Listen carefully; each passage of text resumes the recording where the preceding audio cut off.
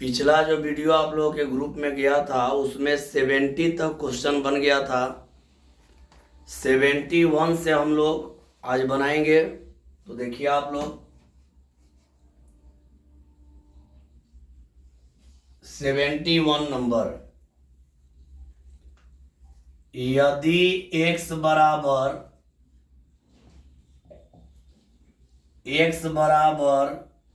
0 1 1 0 तो x के power 8 बराबर ए ऑप्शन में है 0 1 1 0, बी में है 0 0 1 1, सी में है 0 8 8 0 और डी में है 1 0 0 1। यही है। x के पावर 8 का मान आप लोगों को निकालना है। तो ऐसा प्रश्न कभी भी आए तो आप लोग पहले एक्स स्क्वायर निकाल लीजिएगा। एक्स स्क्वायर निकाल लीजिएगा तो एक्स स्क्वायर मतलब एक्स को 2 बार लिख देंगे, 0 1 1 0, यहाँ गुणा 0 1 1 0। पहले एक्स स्क्वायर निकाल लेंगे। अब यहां गुणा करेंगे, इसका गुणा करेंगे 0 से 0 में 0, 1 से 1 में 1, यहां आ जाएगा 1, 1 से 0 में 0, 0 से 1 में 0 यानी 0, और यहां 0 और यहां आ जाएगा 1, इतना आ जाएगा। आप लोग जानते हैं कि इसको हम लोग आई कहेंगे, इसको हम लोग आई कहेंगे। जब 1 0 0 1 आएगा तो उसको हम लोग आई का। देखिए एक बार और समझिए, x का मान दिया है तो x के पावर 8 का मान निकालना है।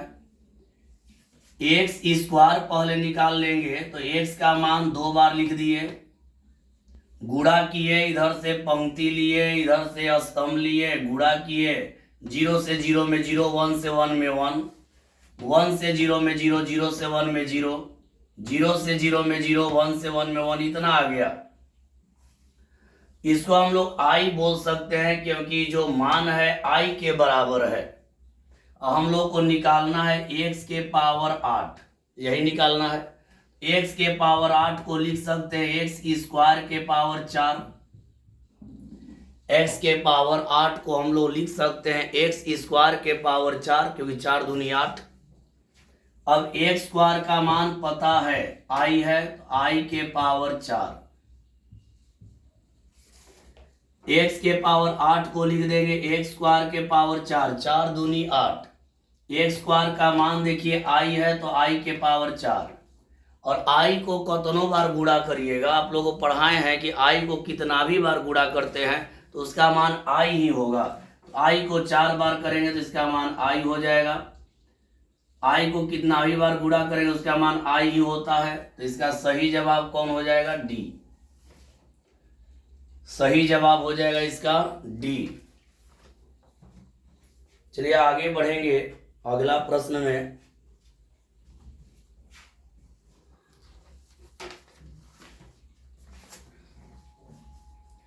अब जो आप लोग का ऑब्जेक्टिव है वो रेगुलर कर देंगे। आज से आप लोग का ऑब्जेक्टिव क्लास जो है वो रेगुलर अब कर दे रहे हैं। बीच में अब बंद करना ठीक नहीं है, उसको रेगुलर कर दिया जाए, क्योंकि मैट्रिक्स खत्म करके डिटर्मिनेंट अब लगातार ही चलते रहेगा। अब रेगुलर आप लोग का चलेगा। चलिए इसको मिटा देते हैं।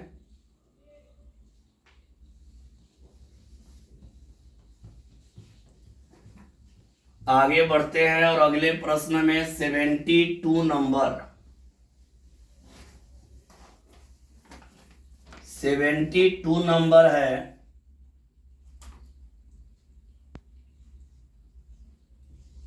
72 में है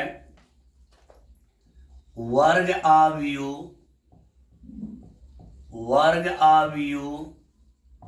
कैपिटल ए बराबर AIJ n/n ऑर्डर है तथा AIJ बराबर 0, तो निम्न त्रिभुजाकार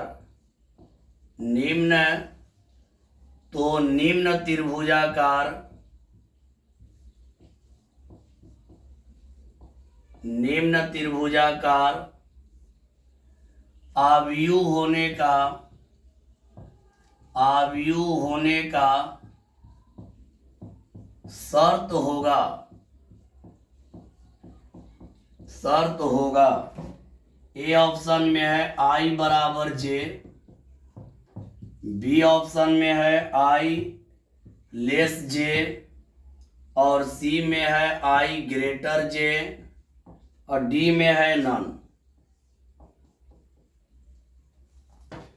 इस पर एक और प्रश्न लिख लिया जाए। 73 नंबर,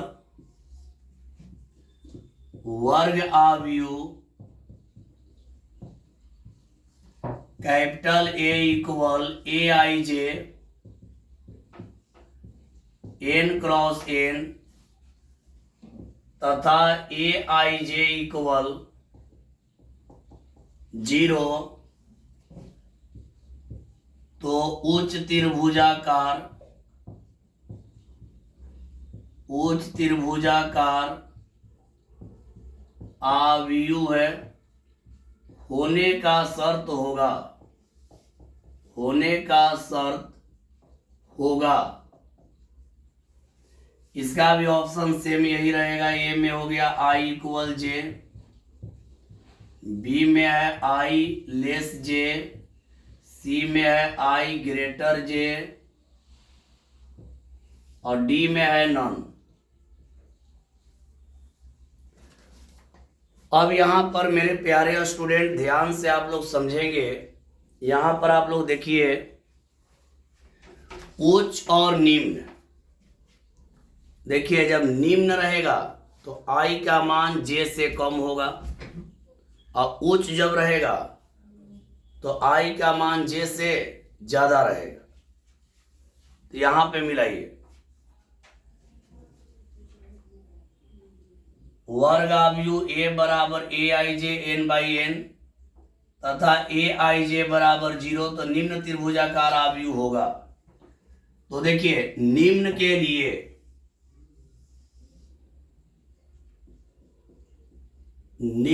लिए I छोटा होगा J से और उच्च के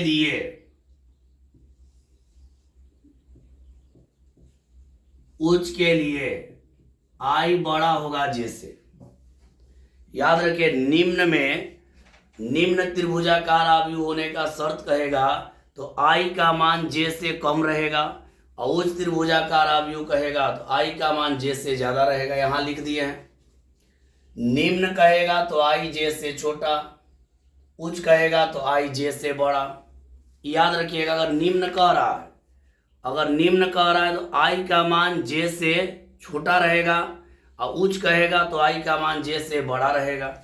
तो यहां देखिए क्या कह रहा है, निम्न त्रिभुजाकार आव्यूह होने का शर्त होगा। तो इसका हो जाएगा बी, I छोटा होगा J से। उच्च त्रिभुजाकार आव्यूह होने का शर्त तो I बड़ा होगा J से। समझ गए होंगे। निम्न में I का मान कम होगा J से और उच्च में I का मान बड़ा होगा J से। तो चलिए आगे बढ़ते हैं और 74 नंबर हम लोग देखेंगे अगला प्रश्न।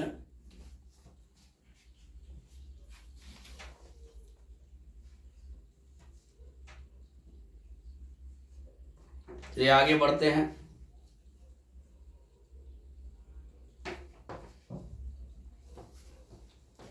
सेवेंटी 74 नंबर,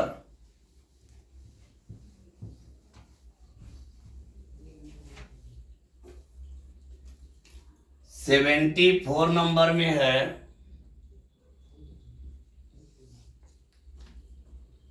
यदि ए बराबर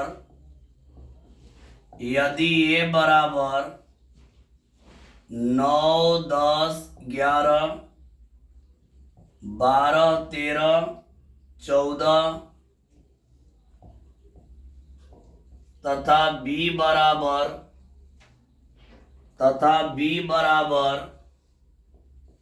11, 10, 9, 8, 7, 6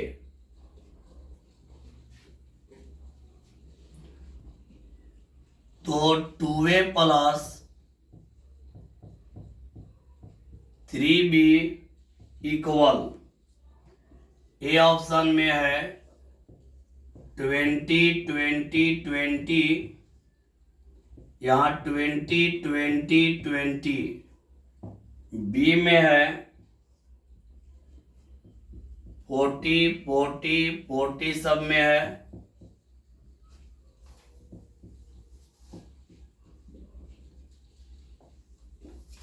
सी में है 20, 20 और 20, यहाँ 40, 40 और 40 है, और डी में है 40, 40 और 40, यहाँ हो जाए 20, 20 और 20, यही है।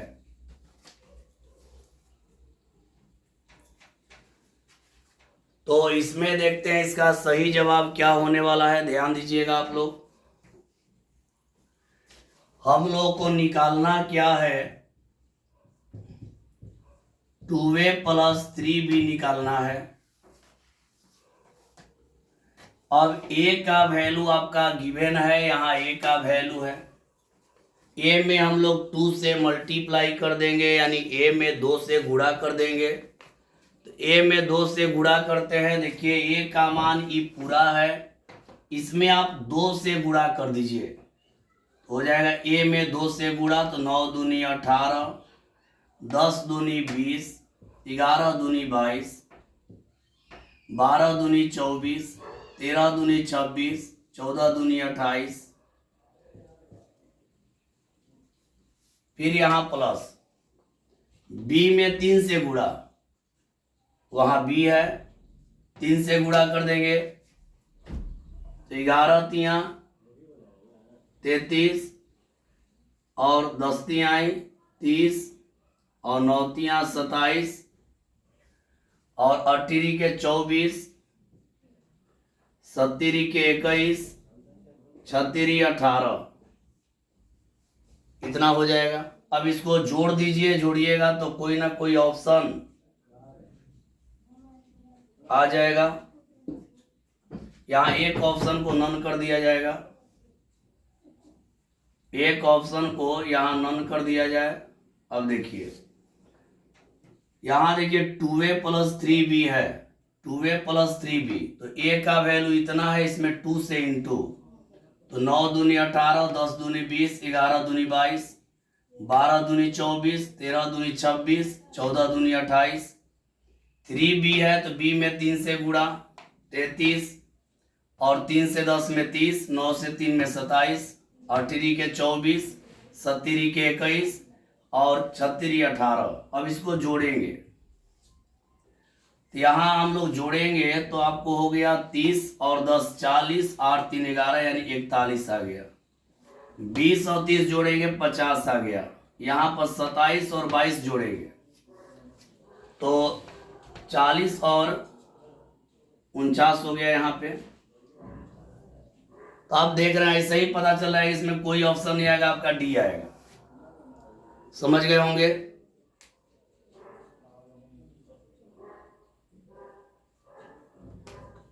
यहां पर 51 हो जाएगा, 30 10 40 51 हो जाएगा। देखिए यहाँ 30 10 40 8 3 11 यानी 51, अब 20 30 20 50 तो आई नहीं रहा कोनो, यानी 20 20 40 और 7 7 2 9 यानी 49 हो गया। अब यहाँ देखिए कि ऐसा कोई नहीं है, जिसका सही जवाब कौन हो जाएगा, डी। समझ गए होंगे। चलिए आगे बढ़ते हैं।